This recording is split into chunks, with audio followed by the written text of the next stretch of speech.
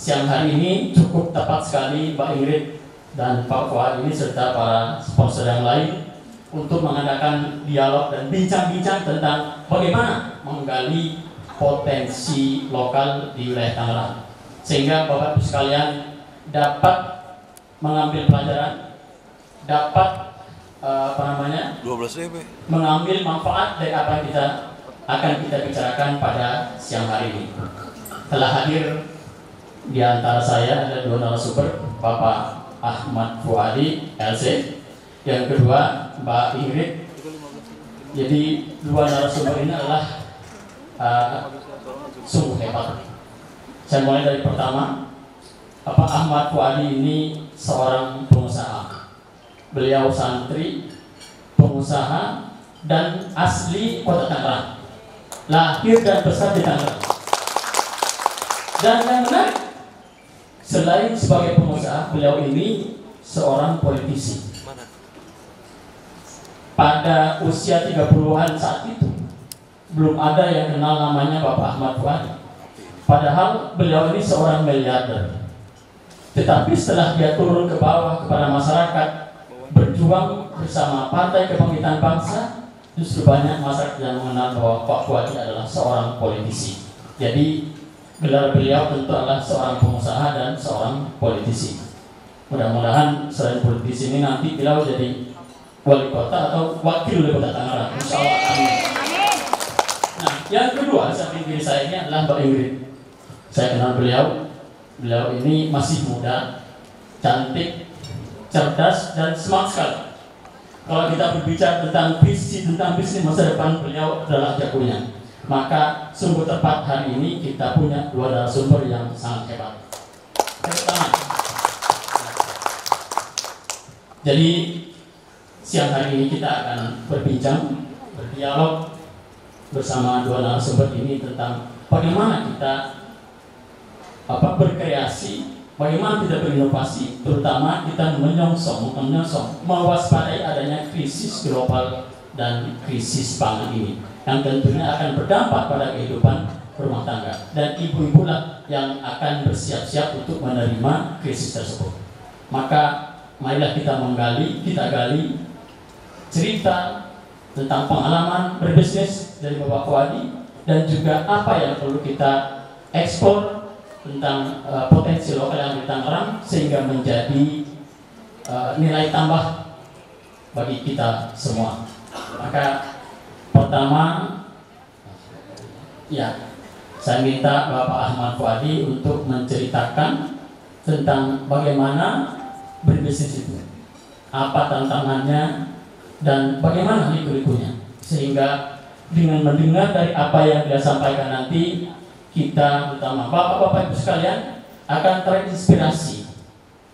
Karena kata orang, dengan mendengar atau melalui pendengaran kita akan mudah gagasan, ide, dan ide kreatif akan muncul setelah kita mendengar dari cerita kemajuan, bahkan juga kemajuan dari orang lain. Maka pertama saya minta Bapak Ahmad Fuadi untuk bercerita dan menceritakan pengalaman selama beliau ini berbisnis. Karena beliau ini sebenarnya saya katakan usia 30 tahun sudah menjadi miliarder, tetapi tidak banyak diketahui orang. Nah, bagaimana Bapak Ahmad Fuadi bisa menceritakan tentang pengalaman berbisnis? Karena bisnis beliau bukan hanya travel, tetapi juga banyak bisnis lain. Misalnya mebel, juga pernah berusaha berbisnis mebel, bukan hanya di Indonesia tapi juga sampai ke Afrika. Ceritakan Bapak Ahmad Fuadi.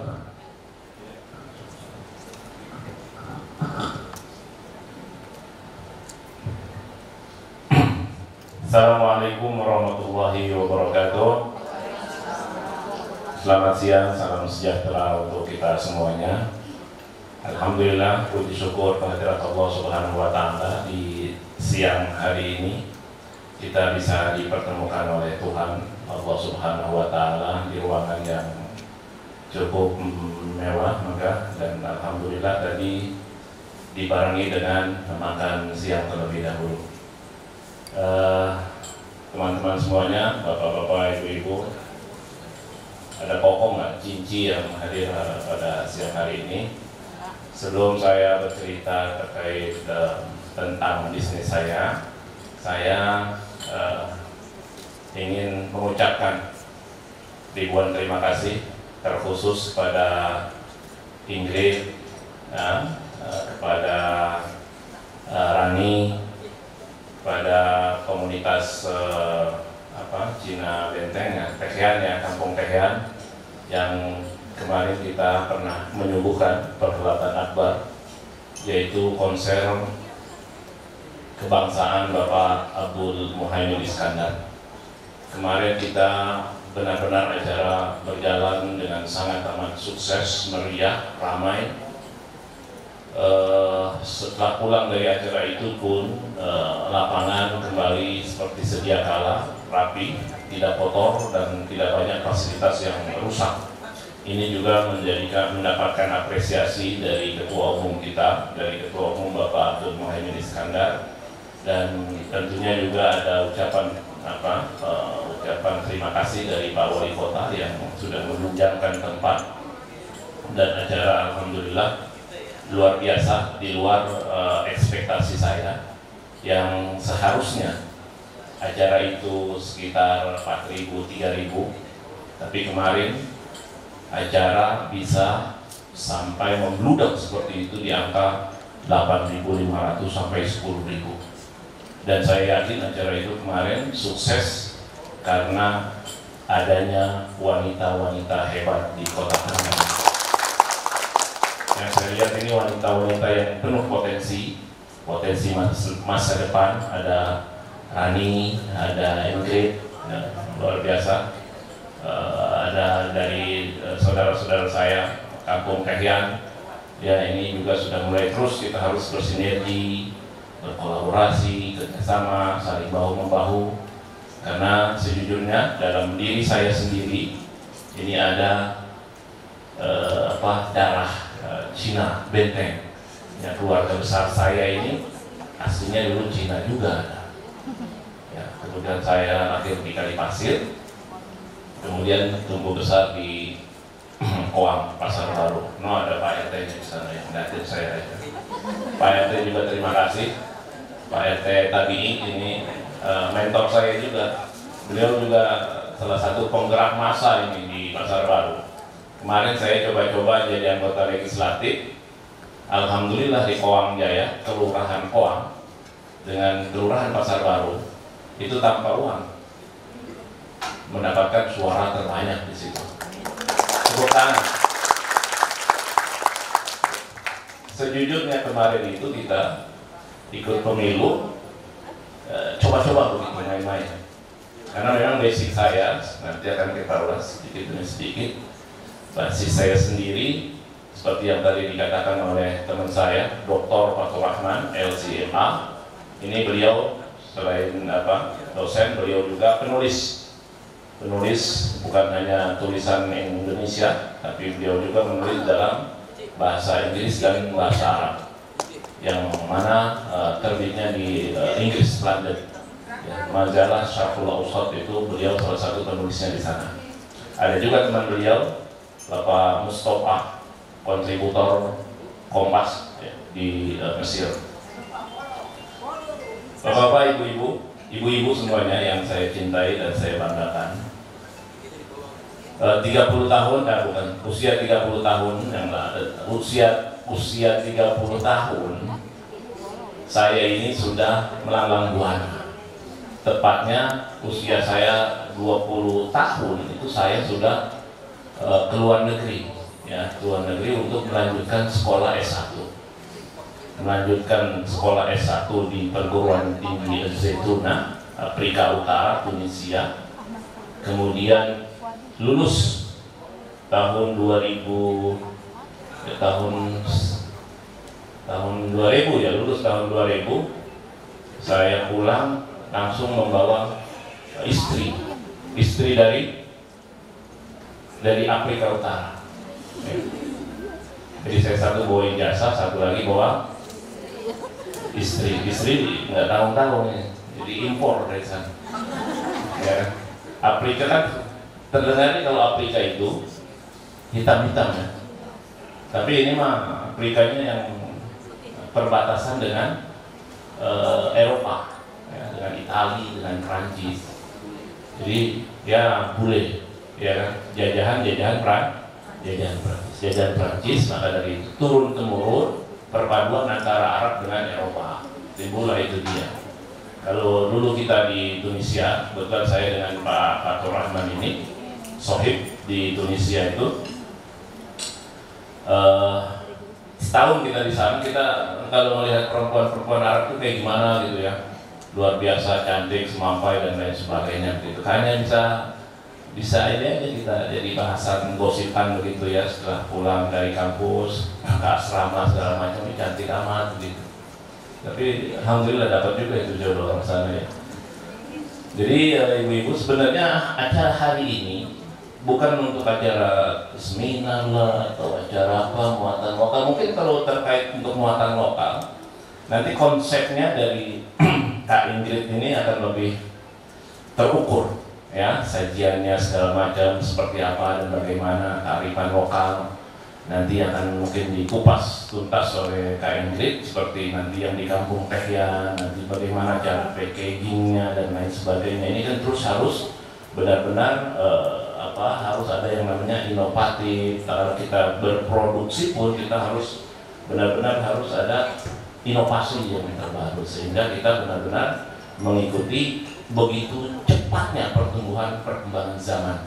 Kalau kita masih gaya-gaya smooth, gaya-gaya lama, gaya-gaya klasik atau gaya-gaya kultural, itu kita pasti akan terlindas produk-produk kita oleh ya adanya globalisasi, baik UMKM dan lain sebagainya juga. Kalau UMKM ini tidak dibuat produk-produk yang gimana begitu ya, yang menarik, dipandang mata, ini kita pasti akan terlindas oleh zaman. Karena kita dimanapun sekarang untuk usaha bisa, di garasi rumah, di dapur rumah, ya kan? Yang penting packaging kita. Kemudian kita juga ada jaringan yang namanya Tokopedia, ada Gojek dan lain sebagainya, ya kan? Jadi produk kita itu bisa dititipkan, dijual di pasar swalayan Gojek atau Tokopedia.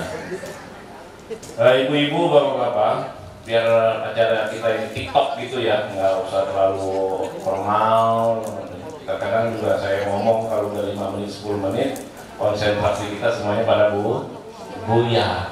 Ya kan, buyar. Biasanya buyar kalau udah makan kenyang, ya.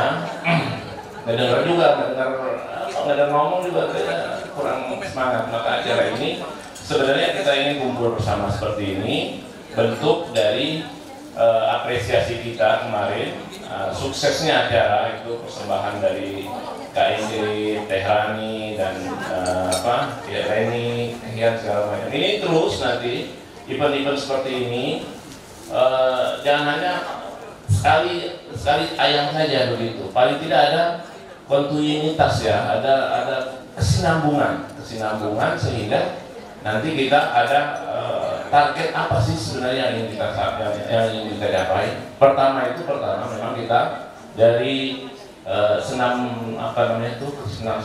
dari senam juga kan nanti bisa dikolaborasi, nanti ada kearifan lokal yang diselipkan di situ, kayak semacam mungkin senam Kisadane atau senam apalah begitulah, banyak ya.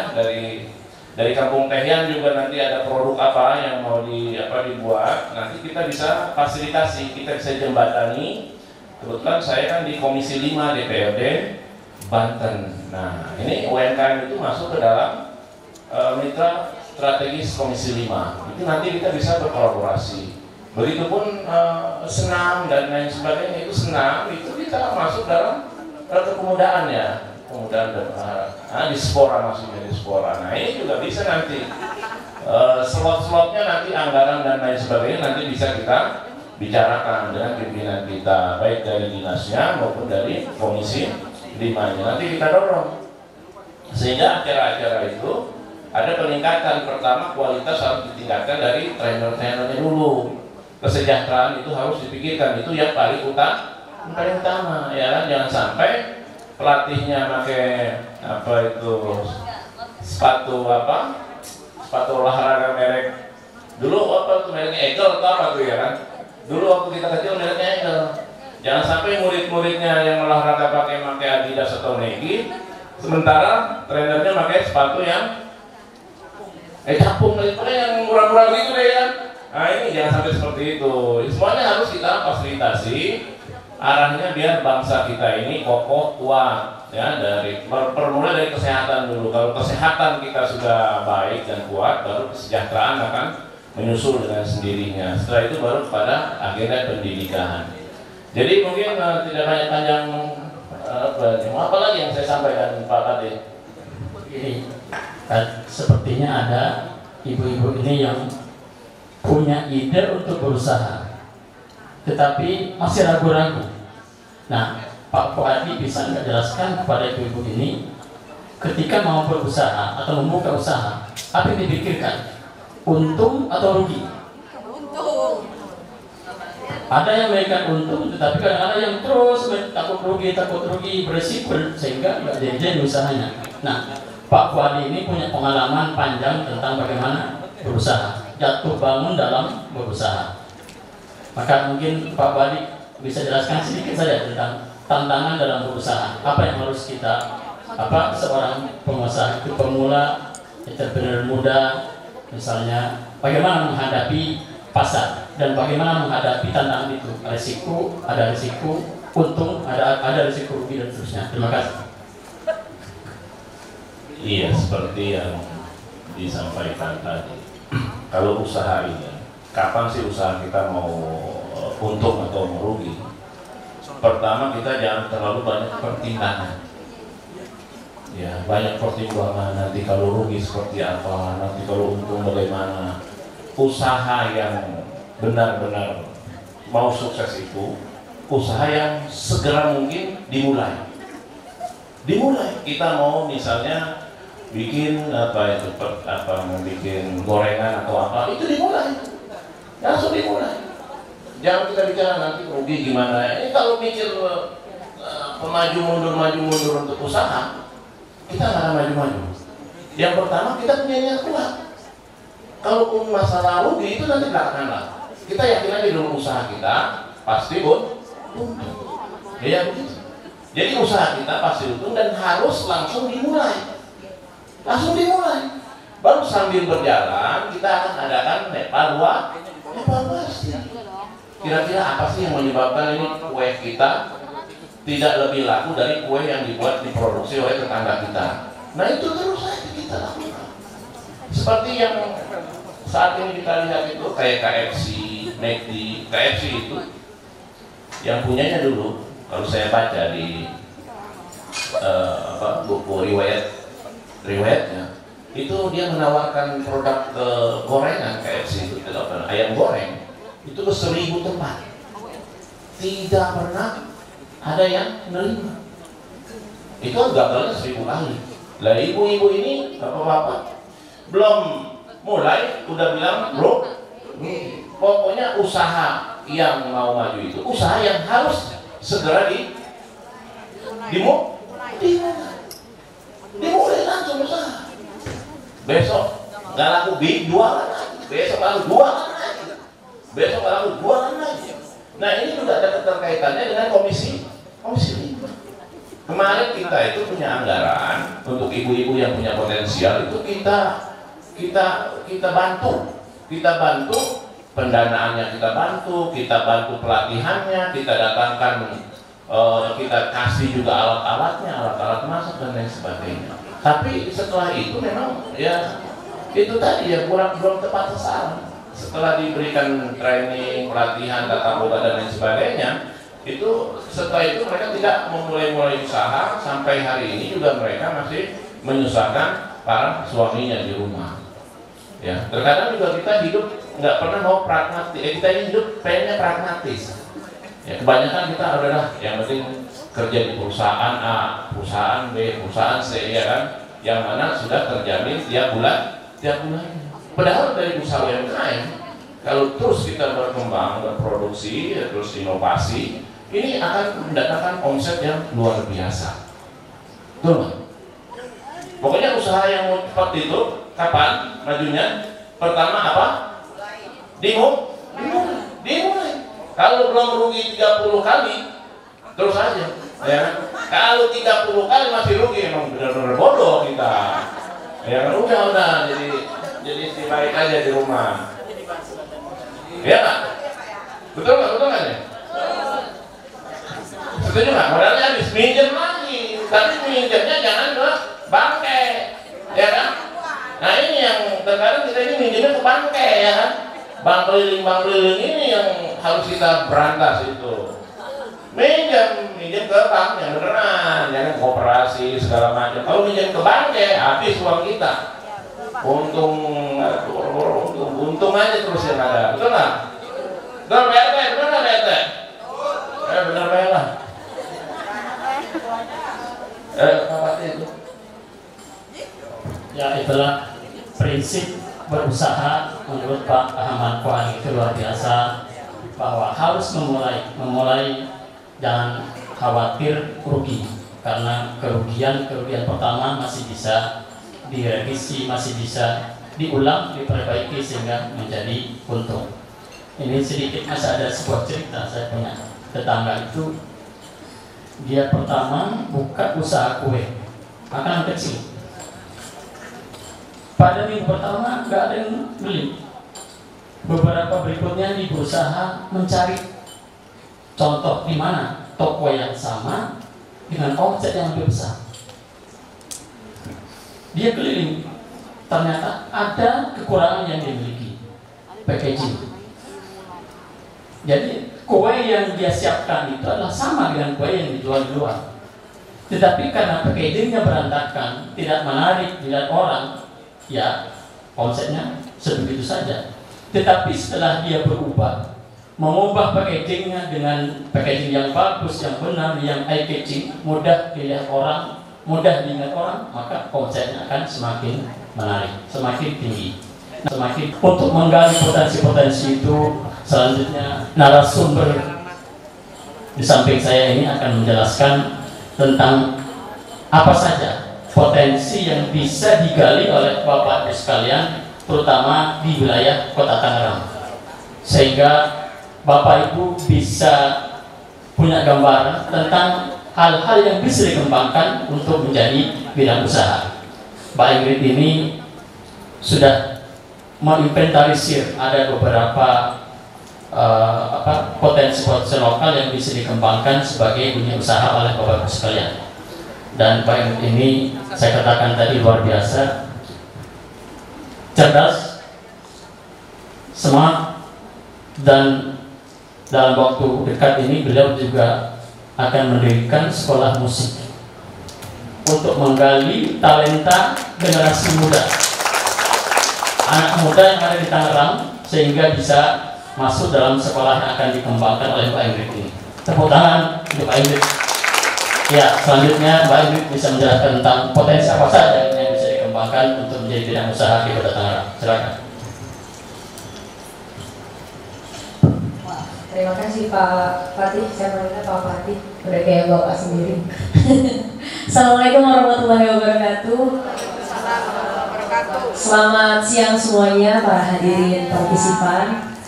Wah, siang-siang seger ya, udah joget bareng ya kan, kita makan. Nah sekarang kita ambil sedikit poin dari pada hari ini dengan tema gali potensi muatan lokal menjadi ide usaha termudah dan kualitas. Ya, sebelum saya lanjutkan, perkenalkan nama saya Ingrid Asridayanti, yang kebetulan juga memang asli putri daerah Kota Tangerang. Saya asli Poris, Bu, Bapak asli Poris, dekat stasiun, tahu ya. Yang kebetulan memang saya di usia 27 tahun ini memang berkiprah di Kota Tangerang, di mana saya sekolah alumni pariwisata SMK 3, dan memang saya juga mewakilkan Kota Tangerang pada saat itu di Pertukaran Pemuda Antar Negara 2015, membawa tema seni budaya Kota Tangerang. Jadi memang seiring saya menjadi yang sekarang, track recordnya adalah pendidikan saya disupport dari pemerintah Kota Tangerang, seperti itu. Jadi ada beasiswa pada saat itu. Saya kuliah di Institut Musik Daya Indonesia, kemudian di Universitas Muhammadiyah jurusan bahasa Inggris, dan di Universitas Indonesia Antropologi. Jadi ada beberapa beasiswa. Jadi kalau dibilang mama waktu itu, kamu nggak pusing kuliah banyak, itu hobi saya belajar gitu kan. Jadi siangnya kuliah di kampus mana, malamnya di kampus mana, beda hari kayak gitu. Tapi saya enjoy, menikmati seperti itu. Jadi sebelum saya lanjutkan juga, saat ini yang saya lakukan adalah saya mengajar di tingkat sekolah menengah kejuruan bidang pariwisata. Kemudian juga saya ada produksi musik, produksi juga seni pertunjukan. Kalau Bapak Ibu pernah lihat Festival Cisadane, kemudian Fashion Carnival, Festival Al-Azom, dan beberapa festival di Kota Tangerang, itu saya bersama tim di Kota Tangerang. Jadi kalau bisa dilihat, saya lebih ke produksi dan konsep. Saya juga pernah main ke Kampung Tehian pada saat itu, membuat sistem pariwisatanya. Ke teman-teman Tehrani juga dari Sanggar Pepaya, pemuda pemudi Ahmad Yani, yang memang keren-keren banget ternyata konsepnya. Seperti itu, terutama buat semuanya. Jadi di sini nggak banyak juga saya sharing. Jadi jatuhnya sharing ini karena ada kakak-kakak saya, ada ibu, ada cici-cici saya. Seperti itu. Jadi dimana kalau kita bicara potensi muatan lokal, jadi muatan itu adalah sebetulnya keahlian di daerah itu sendiri. Kita mengenal Kota Tangerang. Kota Tangerang ini ada 5 budaya, kita lihat. Ada budaya Sundanya, kemudian ada Jawanya, Betawi, Chinese, dan Arab. Nah itu Kota Tangerang. Sudah berapa tahun Kota Tangerang berdiri, Bapak Ibu? 20 berapa? Seumuran saya berarti 28 ya. Iya, jadi memang sejarahnya kenapa Kota Tangerang lahir dengan berbagai budaya, karena kita ini banyak ya tadi kaum urban, peradaban. Jadi peradaban Kota Tangerang yang dulunya menjadi satu dari Banten ke Jawa Barat. Nah seperti itu. Jadi banyak lahir kenapa ada budaya etnis Tiongkok di Kota Tangerang. Memang sudah ada perjalanannya pada saat sejarah zaman Belanda pada saat itu, perjalanan di mana Chinese berdagang melalui Kali Cisadane di saat perang Batavia pada saat itu. Lahirlah budaya etnik Cina Beteng dan juga budaya lainnya seperti itu. Jadi muatan lokal tadi adalah dasar. Nah kalau kita lihat dengan budaya tadi, kita bisa lihat juga dari mana sih kita bisa mulai usaha. Jadi yang pertama itu aspeknya ada otonomi daerah. Terus kemudian juga yang kedua ada desentralisasi. Dan yang ketiga ada multikultural. Jadi kalau kita bicara otonomi daerah, jelas bagaimana daerah kita berkembang tadi. Dari mulai sejarahnya, kemudian letak geografisnya. Kalau kita lihat juga kenapa sih ada angklung di Jawa Barat? Apakah langsung para pemain angklung langsung sulap ada angklung gitu kan? Itu nggak mungkin, pasti ada peradaban. Nah peradaban itu letaknya dari geografis dan otonomi daerah tadi. Misalnya karena masyarakat di Jawa Barat pada saat itu adalah banyak petani bambu. Karena belum adanya alat komunikasi seperti sekeren sekarang, dengan dimana aja ibu bisa selfie robot, gue lagi di sini nih, nyusul ya, gitu kan. Nah pada saat itu mereka berpikir kreatif bagaimana menciptakan sebuah alat komunikasi dengan hasil panennya, yaitu tadi bambu. Keluarlah inspirasi menjadi angklung. Nah jadi itu ada yang disebut dengan otonomi daerah. Nah kalau kita bicara desentralisasi, itu adalah prinsip atau struktural yang berada di daerah itu sendiri. Nah kita kenal Kota Tangerang ini adalah sistem pemerintahannya yang dipimpin oleh wali kota kita, di mana memiliki berbagai program. Kita punya Tangerang Life, kita punya juga selain Tangerang Life adalah beberapa instansi yang mengeluarkan, misalnya tadi kayak UMKM, ada pendanaan bantuan dari pemerintah dan sebagainya. Nah itu kita sebut dengan desentralisasi. Desentralisasi ini akan terbentuk dari yang ini, kita berkumpul nih. Kegiatan kita hari ini adalah terkumpulnya konsep-konsep untuk yang nanti di follow up dari kami kepada sistem pemerintahan, desentralisasi. Nah kalau multikultural itu adalah hasil dari buah karya kita. Multikultural, kultural adalah budaya, multi ini adalah pembuatan packaging apa yang kita ciptakan, apa yang mau kita produksi, seperti itu. Jadi sebenarnya dari 3 aspek tadi akan melahirkan pengembangan usaha-usaha ekonomi kreatif. Seperti apa? Seperti tadi kita memiliki berbagai bahasa, terus juga kita memiliki kesenian daerah, kemudian kita punya busana tradisional, kita juga punya makanan tradisional, terus juga kita punya olahraga tradisional. Nah, jadi multikultural adalah produk yang akan dihasilkan dari daerah otonomi daerah itu sendiri. Makanya saat ini, mulai hari ini kita mulai gali potensi diri kita, usaha apa sih yang kita ingin bangun dari lingkungan kita sendiri, seperti itu. Nah, saya bersama Pak Fuadi, kebetulan juga memang kita beberapa kali mengadakan acara bareng. Insya Allah kita bantu konsep usaha Bapak Ibu semua di sini. Dari mulai tadi sistem yang akan dibuat akan seperti apa usahanya, kita bisa sharing. Terus kemudian kita juga bisa bantu bagaimana sih nge-branding sebuah usaha dari mulai nol. Oh misalnya kita nggak ada modal, jujur Ingrid usaha pertama kali nggak ada modal. Ingrid cuma jual konsep, terkumpul konsep lah, itulah mulai modal saya seperti itu. Jadi mulai usaha nggak perlu ada modal yang berbentuk dengan materi, tapi dengan konsep, dengan dengan ide kreatif itu Bapak Ibu bisa mulai usahanya. So jangan tunggu lama-lama, nanti banyak pelimpan dan let's do it aja. Itu aja Mbak, terima kasih.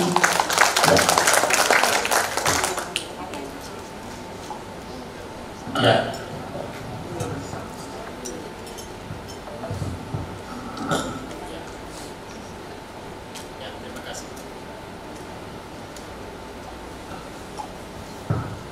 Terima kasih Pak Ingrid, terima kasih Pak Adi telah memberikan penjelasan tentang potensi yang ada di Kota Tangerang yang bisa dikembangkan menjadi sebuah usaha. Dan Pak Adi tadi sudah menjelaskan tentang bahwa di Komisi 5 bahwa beliau ini sebagai anggota Dewan Wakil Rakyat yang sudah turun langsung kepada ke tengah masyarakat. Tentu beliau sudah mengevaluasi, melihat apa kira-kira yang bisa dikembangkan di wilayah Kota Tangerang ini. Maka selanjutnya Mbak Ingrid juga sudah berancang-ancang, sudah menyediakan ruang pada Bapak Ibu sekalian memberikan bantuan bagaimana membranding produk usaha kita yang sudah kita kembangkan. Karena mungkin dengan bimbingan beliau nantinya produk Bapak Ibu sekalian akan lebih berkembang lagi. Mungkin kita masih ada waktu sekitar 20 menit ya untuk diskusi, tanya jawab tentang apa saja yang akan ditanyakan Bapak sekalian, baik kepada Bapak Ahmad Fuadi sebagai anggota Dewan, sebagai pengusaha, dan juga kepada Mbak Ingrid sebagai beliau ini sutradara, banyak menciptakan konten-konten ya kreatif di bidang seni dan budaya. Sehingga Bapak Ibu sekalian yang ingin mengembangkan punya potensi di wilayahnya tentang seni budaya bisa ditanyakan kepada Pak Ingrid. Ya, tahun yang pertama kasih 2 penanya dulu. Silakan yang mau bertanya, yang mau sharing atau sharing pengalaman, nggak apa-apa, sehingga yang lain juga bisa mendengarkan tentang apa yang Bapak Ibu lakukan, untung atau rugi, bagus atau jelek dan seterusnya. Ya, 2 orang pertama bertanya atau sharing pengalaman tentang usaha yang Bapak Ibu kembangkan. Ya. Ya boleh. Ya, Bantu share mic-nya Kak. Itu yang 2 pertanyaan.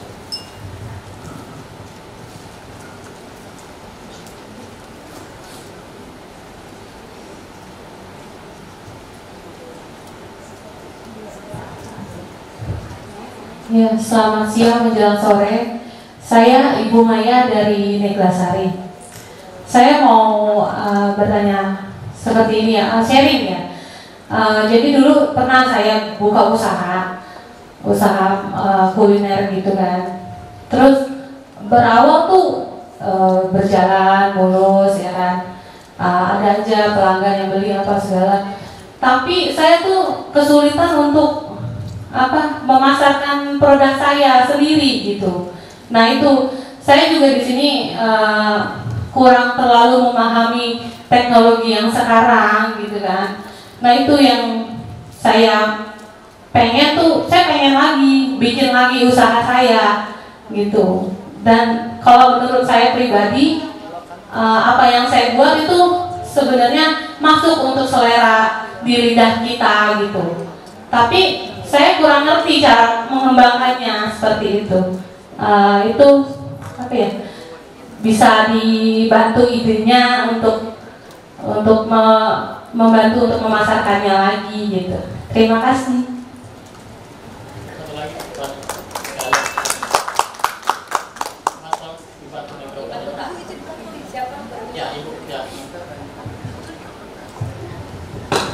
Ya, assalamualaikum warahmatullahi wabarakatuh. Saya Ibu Ari dari Kelurahan Panumbangan Utara, Kecamatan Pinang. Saya sharing bertukar pengalaman pribadi saya. Sebenarnya awalnya dari pas pandemi 2 tahun yang lalu kurang lebih ya. Jujur saya terimbas akibat dari pandemi. Kebetulan suami saya sempat terkena PHK. Terus dari situ saya motivasi diri saya harus seperti apa ya buat membutuhkan kebutuhan sehari-hari. Kebetulan saya mengawali usaha berdagang dari berdagang gula dan minyak yang saat itu harga cukup tinggi kan. Saya dengan modal 100.000, saya berusaha dengan hanya jual gula saya dan minyak saya pajang di depan teras rumah. Terus saya mencoba gimana caranya biar bisa usaha saya pertama menjadi maju. Nah kebetulan saat itu ada pengajuan UMKM dari pemerintah Kota Tangerang. Saya melalui UMKM saya dibantu. Nah akhirnya saya berlahan sedikit demi sedikit, alhamdulillah berkembang dan saat ini saya sudah mempunyai toko sembako yang belum termasuk besar ya, tapi alhamdulillah sudah bertambah menjadi lebih besar. Tapi kendalanya saya masalahnya Mbak Ingrid, kadang saya kan agak antara usaha dan kebutuhan sehari-hari. Jadi kita campur aduk nih ya. Jadi kita kebutuhan untuk sekolah juga saya ambil dari warung. Nah saat kita buat belanja isi warung, otomatis tidak ada modal. Jadi solusinya gimana ya? Mau minus keuangan agar bisa kebutuhan isi warung berjalan dan kebutuhan sehari-hari juga tercukupi. Terima kasih Mbak Ingrid, terima kasih Pak Ahmad dan terima kasih Pak Fatur Rahman. Wassalamualaikum warahmatullahi wabarakatuh. Ya, terima kasih dua Ibu tadi, baik telah menyampaikan pengalaman sharing, itu penting sekali sehingga apa yang kita sampaikan juga barangkali terjadi pada yang lain. Mungkin Mbak Ingrid perlu menanggapi, paling tidak memberikan gambaran tentang bagaimana memberikan solusi terhadap persoalan yang Ibu hadapi. Terima kasih.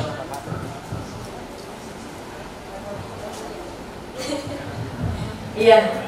Yang pertama tadi dari Ibu Maya, wow, usahanya kuliner. Kalau boleh tahu kulinernya apa ya? Soto, asli dari khas Betawi. Wah, pas. Soalnya saya nggak tahu kalau bahasa Jawa, karena saya bukan bahasa Jawa. Gak apa-apa, tapi saya suka semua soto. Ya, tadi pertanyaannya tuh kendalanya adalah tadi karena perkembangan zaman susah untuk membranding sebuah usahanya. Tadi kalau kita bicara branding berarti kan adalah identitas. Jadi kita usaha nggak cuma tahu bahannya untuk bikin usaha tadi, tapi kita tahu identitas apa sih yang mau kita kenalin ke masyarakat untuk kenal apa itu jenis usaha kita. Jadi yang pertama adalah tadi kalau Ibu Maya ini dagang sotonya khas Betawi. Nah itu soto khas Betawi itu adalah muatan lokal.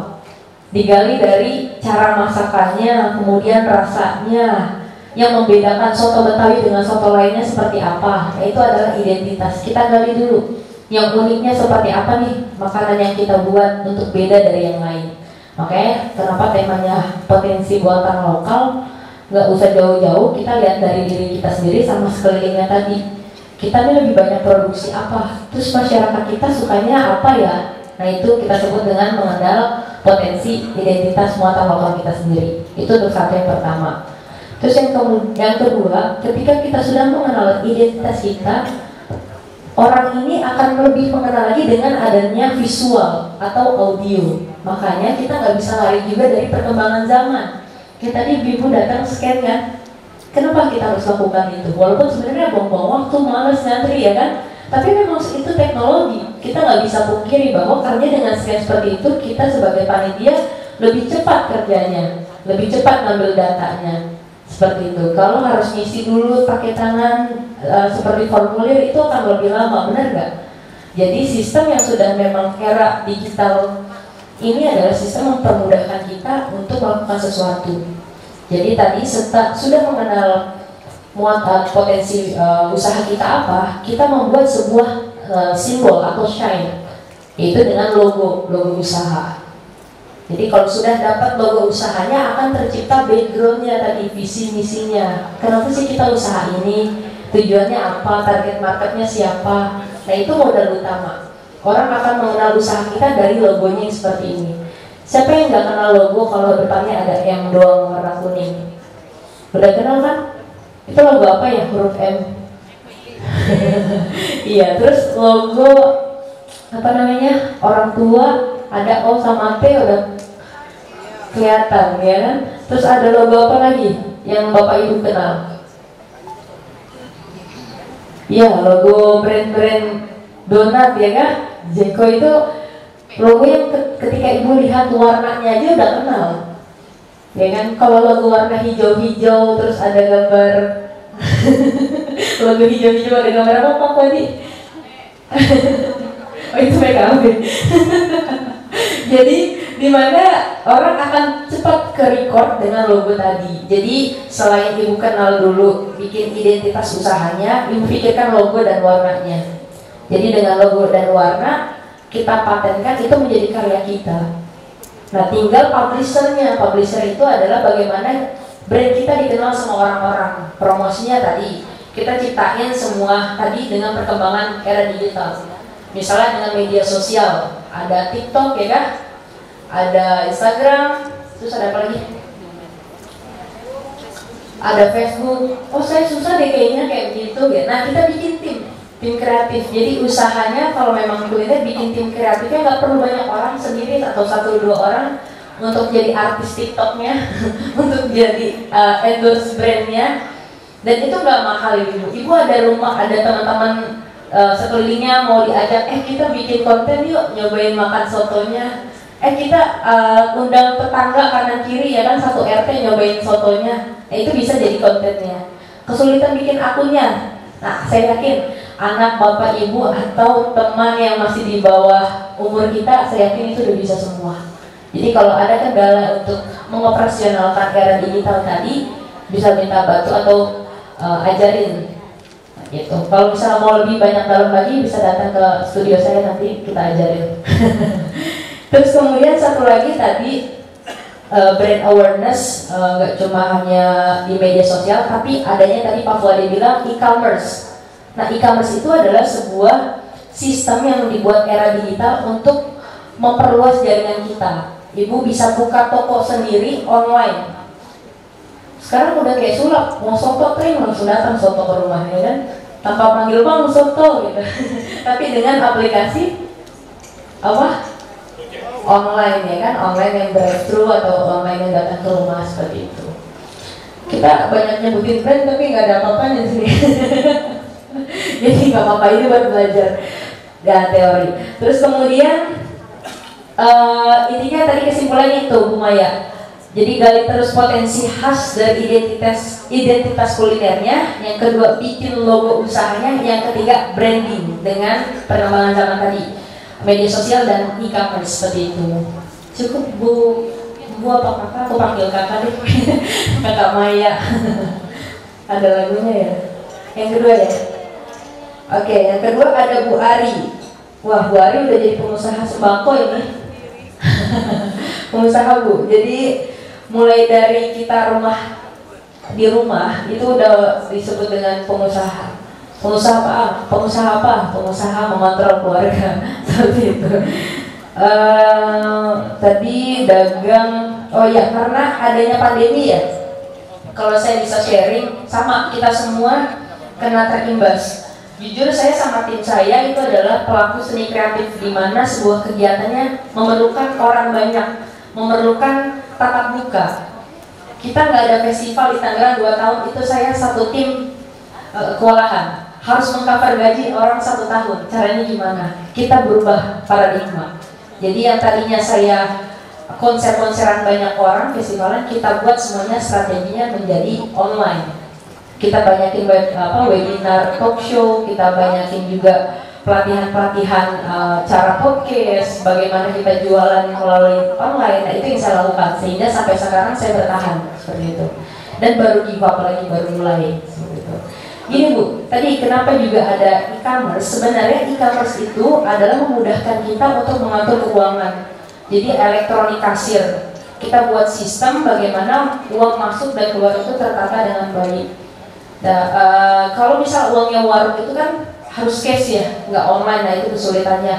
Bikin ini aja Bu, bikin draft sendiri seperti online atau memisahkan keperluan pribadi dengan emang usaha tuh nggak boleh dicampur-campur. Kecuali subsidi silang. Ibu punya waktu kapan determine ibu akan ganti uang usaha itu. Nah kan ibu udah punya billing sistemnya nih, misalnya setiap tanggal 15 ibu akan belanja, atau setiap tanggal 30 akhir bulan. Jadi H-2 ibu harus sudah selesai itu pengelolaan administrasinya. Seperti itu sih masukan dari saya. Mungkin ada tambahan dari Pak Fuadi dan Pak Rahman. Boleh. Cukup. Baik, cukup ya Bu ya. Baik, amin.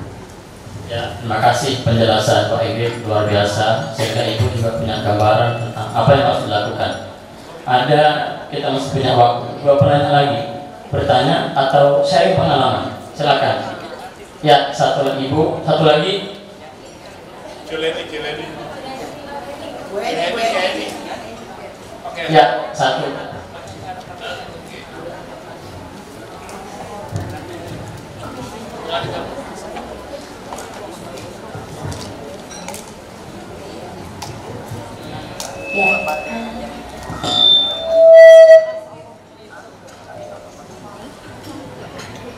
Ya.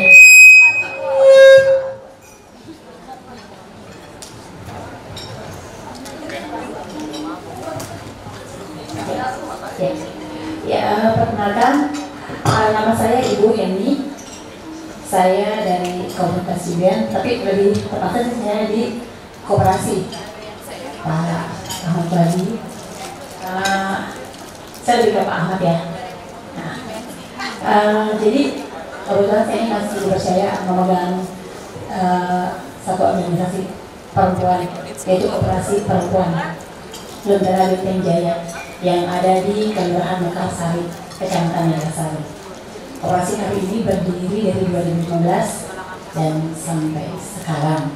Alhamdulillah tahun ini kami mendapat penghargaan juara ketiga lomba koperasi masyarakat berprestasi ya.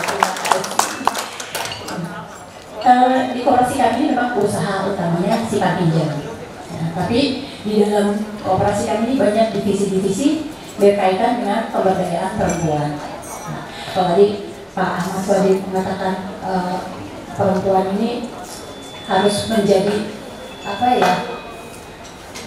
Tidak lagi yang namanya mencari nafkah itu di bahunya suami, tapi perempuan-perempuan juga harus bisa, gitu kan?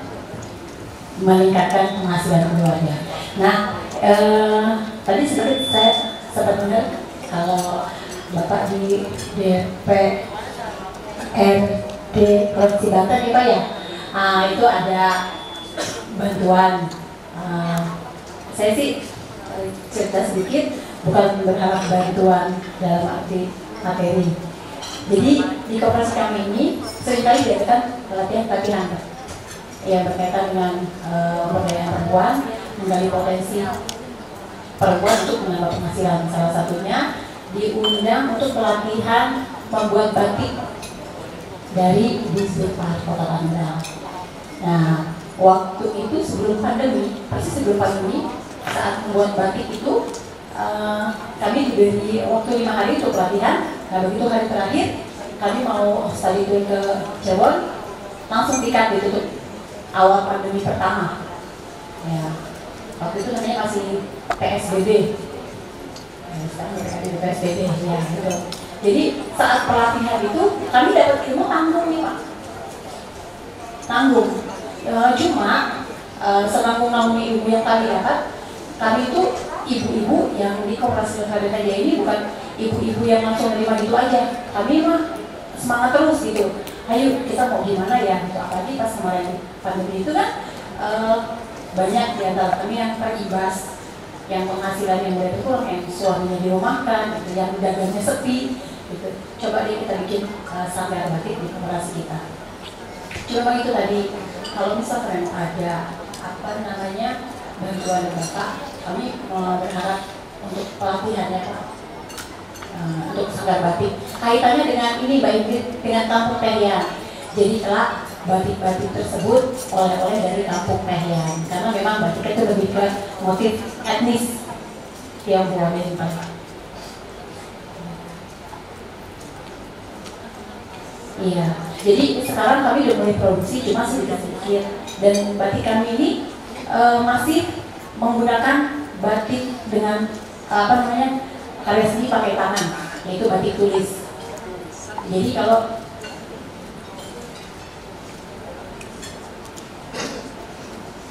Jadi batik tulis itu kan ada riwo pembuatannya gitu memang. Jadi yang dijual itu memang karya seni. Gitu. Jadi kalau misalnya memang ada juga, gitu kan, kami tak mau membantu untuk batik printing, untuk alat printing itu biar lebih cepat jika kami mendapat pesanan dari berbagai daerah dan masing-masing. Kemarin alhamdulillah kami mendapat pesanan dari Pak Camat setempat untuk menggunakan batik lokal buatan UMKM dari Waronya, dari Kecamatan Neglasari, untuk semua pejabat kelurahan dan kecamatan yang ada di Kecamatan Neglasari. Itu Pak. Ya ini yang dari saya. Jangan lupa ya Pak dijawab. Terima kasih. Satu lagi. Masih ada waktu. Satu lagi penanya. Ya, silakan Ibu. Ya, semangat Ibu.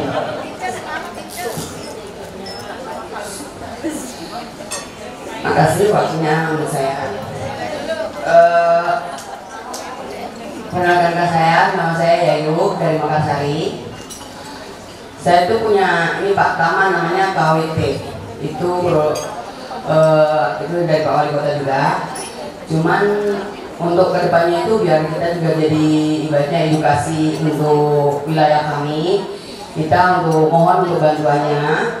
Untuk sekarang ini kita dapat bantuan dari Dinas Ketahanan Pangan, hidroponik 1000 lubang. Itu kita tanam pakcoy sama selada. Ya untuk kedepannya kita minta bantuannya biar KWT kami bisa berkembang dan jadi edukasi untuk Kota Tangerang juga, karena tempatnya itu sangat strategis di pinggir kali, terus jalanannya pun juga enak itu buat parkir, buat apa itu luas itu. Ya kita cuma itu aja yang saya sampaikan, bantuannya untuk mengembangkan itu aja. Makasih untuk waktunya. Terima kasih atas sharing dan pertanyaan tadi. Mungkin Pak Ahmad Tuhan bisa menjelaskan tentang pertanyaan ini tadi. Ya, terima kasih ke Heni ya, dari Kampung Tehian, tepatnya di Kelurahan Mekarsari. Ya, terkait bantuan usaha kerajinan tangan, khususnya lagi ke pelatihan batik. Ya, insya Allah nanti akan kita sambungkan dengan dinas terkait, karena itu juga termasuk dalam salah satu mitra strategis Komisi 5, di mana saya di situ di dalamnya. Insya Allah nanti saya setelah acara ini terus kita komunikasi, koordinasi, dan akan saya bawa ini Kak Ingrid ke Kampung Tehian biar kita terus target kita ibu-ibu di Kampung Tehian ini semuanya menjadi ujung tombak dalam pemberdayaan ekonomi kreatif yang ada di Kelurahan Mekarsari. Insya Allah nanti terus, karena memang kemarin juga setelah konser kebangsaan, saya dengan Kak Ingrid ini sudah ada rencana untuk silaturahmi ya ke Kampung Tehian begitu, untuk terus memberikan advokasi atau latihan atau kita juga mungkin nanti akan kita kembangkan seperti apa sehingga benar-benar di kampung itu kooperasinya bisa tumbuh besar dan ya mendunia kalau bisa begitu. Kalau belum bisa mendunia ya skala nasional bisa kita raihnya. Yang jelas kalau saya lihat dulu di sana itu kampung itu kebanyakan kampung tempat apa ya, main judi begitu. Dia main remi, main judi begitu. Tukang ngabisin uangnya suami, ya kan? Hah? Kartu kuning, pakai duit itu kan. Nah, coba sekarang ini kan sudah luar biasa, gitu. Sudah ada koperasi yang tumbuh, kembang. Nah, simpan pinjamnya juga nanti bisa kita ini kan kita maksimalkan, kita optimalkan begitu ya. Sehingga nanti kita jembatani juga dengan dengan dinas koperasi, kemudian juga kebetulan juga menteri koperasinya itu dari Pak Teten ini teman saya juga dulu waktu masih menjadi aktivis dia. Untuk siapa tadi? Jayayu ya, insya Allah nanti bantuan akan segera meluncur dari tangan-tangan ya. Kalau kemarin itu 1.000 ya, 1.000. Sekarang 4.000 itu kira-kira kalau 4.000 bisa ditanam gitu. Bisa dong. Lahannya kan sudah berapa itu lahannya? 4.000. Lahannya sepanjang. Ya itu yang tinggalnya satu rumah juga kan dengan. Iya, satu rumah. Bantaran kali itu lepas jadi kalinya itu berdiri di atas tanah perairan. Ya nanti kita bicarakan lagi terkait kalau bantuan, takutnya yang dari kelurahan Pasar Baru juga bisa bantuan.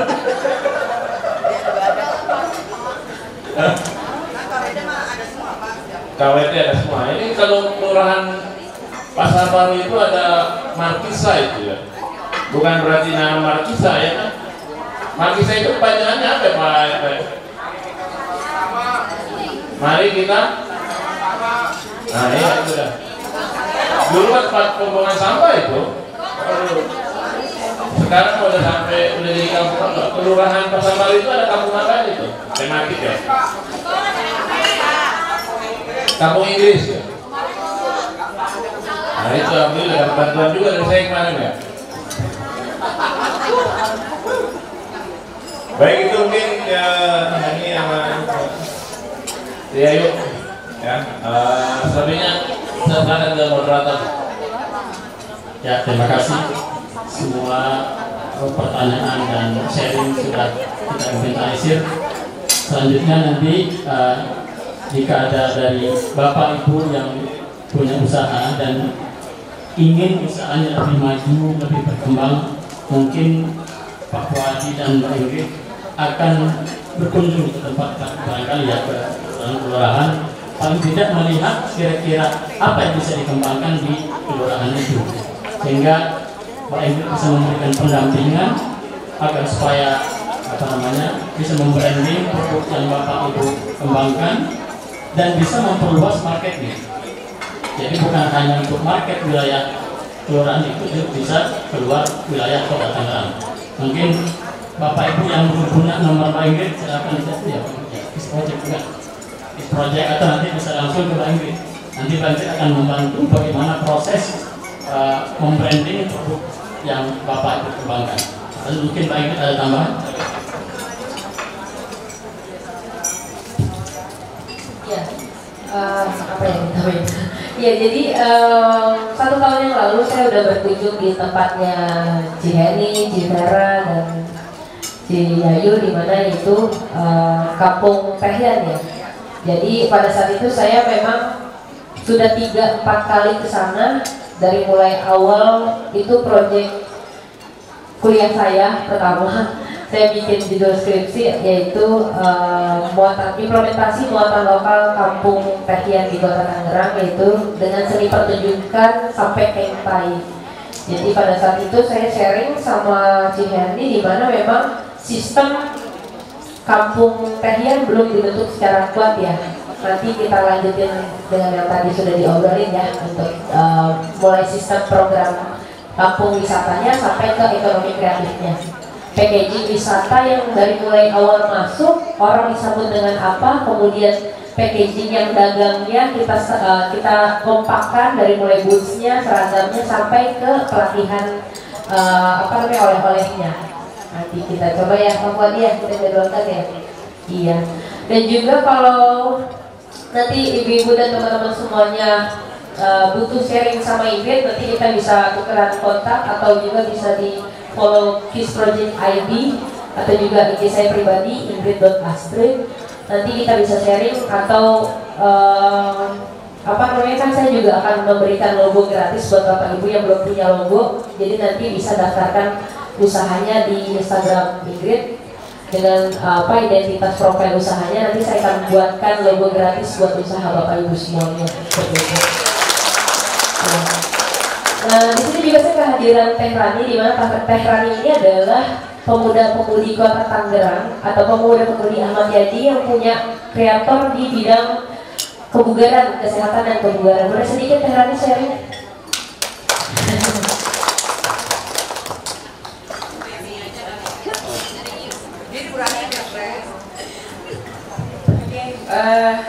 Saya ada sana nanti ke belakangnya nih. Oke. Assalamualaikum warahmatullahi wabarakatuh. Selamat sore. Mana nih sorenya? Selamat sore semuanya. Kok lemes banget sih? Ya ampun, instruktur nggak boleh lemes. Ya, ingat harus selalu semangat, sehat dan bugar. Oke, mungkin dari saya menyambut tadi obrolan kita. Satu, kalau untuk menjadi wanita yang mau menjadi tadi kita di usaha ya apapun itu, kita harus bugar, betul nggak? Betul nggak? Keras, bener nggak? Oh, betul bener. Apa bedanya? Oke ya. Jadi ibu-ibu di sini semuanya harus bugar. Kalau bugar nanti kita melakukan apapun jadi semangat. Iya, betul nggak? Semangat gitu. Kalau nggak bugar nanti lemes aja gitu kan. Makanya harus selalu olahraga gitu ya Bu ya. Gitu kan. Terus saya mau sharing juga gitu kan. Saya dulu sama seperti ibu-ibu di sini, mungkin kebanyakan ibu rumah tangga, betul ya. Saya juga dulu nggak bekerja gitu kan. Saya juga seorang ibu rumah tangga. Terus kemudian saya memang hobi itu yang namanya joget-joget gitu kan. Terus saya diajak seseorang teman untuk ngajar senam aerobik gitu. Terus di situ saya mikir, wah lumayan juga nih gitu kan, dibayar segini sejam gitu kan. Terus cuma pada joget-joget doang kayak gitu kan. Pertamanya awalnya saya berpikir seperti itu. Ini terutama buat di sini ya, buat murid-murid saya dan calon murid saya sharing gitu kan.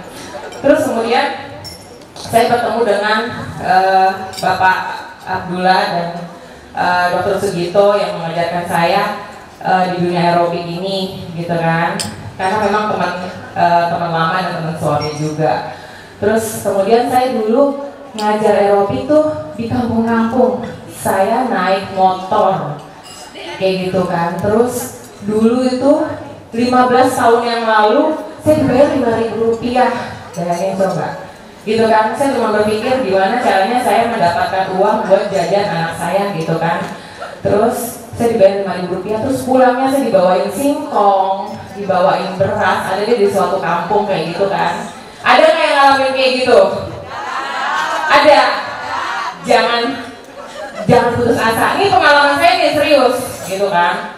Terus kemudian saya skill up saya tingkatkan gitu kan dengan saya belajar.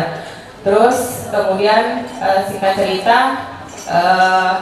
ya jatuh bangun lah kayak gitu kan. Terus kemudian saya sekarang sudah yang tadinya saya dibayar Rp5.000, saya sekarang sejam sudah dibayar Rp500.000 gitu. Yang tadinya saya naik motor, sekarang saya sudah punya Mercy loh. Bener, serius. Ini seorang ibu-ibu yang tadinya tuh cuma pakai daster gitu ya. Maaf, sekarang penghasilan suami saya sama saya gitu. Bukan sombong nih, tepuk tangan dong ya kan, kayak gitu.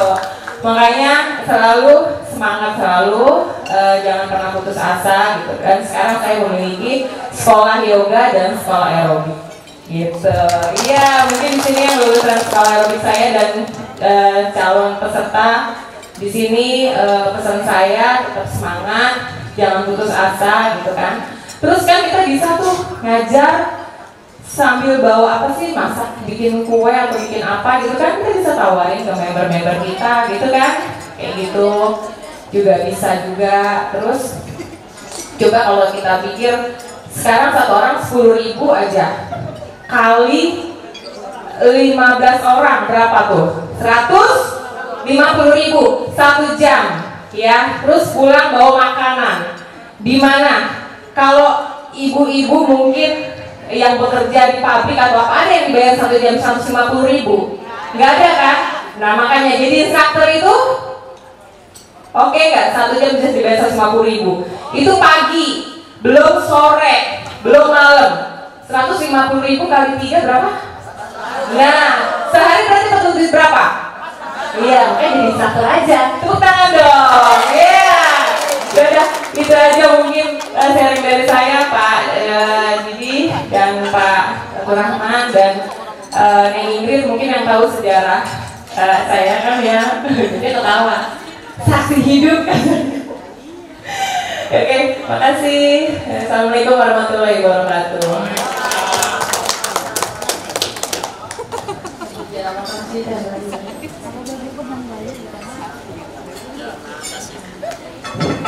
Terima kasih sharingnya dari ibu sekalian serta acara diskusi kita siang hari ini. Dan memang terakhir itu mengenai senam aerobik, gimnastik dan seterusnya, bahwa ada tren di kota-kota besar di dunia ketika sekolah atau lembaga atau institusi aerobik kesehatan itu semakin menjamur, berarti warga di wilayah itu semakin makmur. Artinya sebagai bukti, umpamanya sekarang di Tangerang masih ada 2 atau lembaga aerobik 1 atau 2. Jika 5 tahun ke depan ada 10, berarti warga di Tangerang akan semakin makmur. Itu tren dari tren pelajaran dari beberapa kota besar di dunia. Jadi semakin besar masyarakat untuk melakukan aerobik, kesehatan, senam-senam kesehatan seterusnya, berarti akan semakin sejahtera masyarakat itu. Mungkin kita sebelum kita tutup, kita ambil beberapa kesimpulan. Pertama, bahwa dari Pak Fuadi tadi nasihatnya, Bapak Ibu yang ingin berusaha jangan tunda-tunda, lakukan segera, jangan pikir banyak tentang kerugian, pikirkan dan berimajinasi untuk mencapai keuntungan. Yang kedua, Bapak Ibu yang ingin mengembangkan produknya, silahkan mengikuti perkembangan zaman, bahwa perkembangan teknologi sekarang tidak bisa dipungkiri akan banyak membantu perluasan pemasaran produk-produk Bapak Ibu sekalian. Yang ketiga, jika ada Bapak Ibu sekalian yang sudah berusaha dan ingin dikembangkan lebih besar lagi, silakan Mbak Ingrid siap untuk membimbing, untuk mendampingan terutama dalam bidang IT, sehingga penghasilan Bapak Ibu sekalian semakin meningkat. Mungkin itu